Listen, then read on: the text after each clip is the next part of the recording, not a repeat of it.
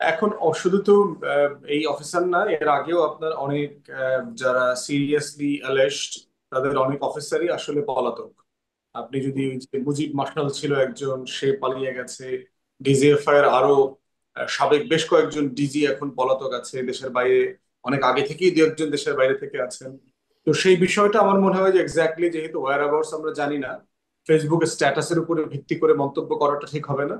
But যদি আমাদের সংস্থাগুলো জেনে থাকে এবং সংস্থাগুলো যদি এটা হ্যান্ড ওভার করবার সুযোগ পেয়েও না করে থাকে, তাহলে এই অফিসার, তাদের লিডারশিপ, তাদেরকেও কিন্তু এই ব্যাপারে জবাবদিহিতার আওতায় আনবার সুযোগ আছে।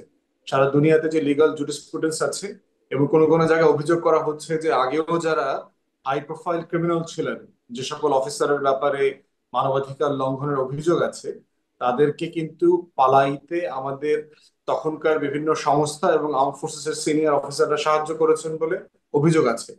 তো সেগুলো যদি কোনো পর্যায়ে আপনার ইনভেস্টিগেট করবার সুযোগ থাকে, ইন্টারন্যাশনাল ল মোতাবেক তাদেরকে জবাবদিহিতার আওতায় আনবার সুযোগ আছে, জুরিসপ্রুডেন্স এটা অ্যালাউ করে। ইইউ থেকে শুরু করে আপনার আইসিসি তে এরকম প্রচুর মানে এক্সাম্পল আছে আর কি।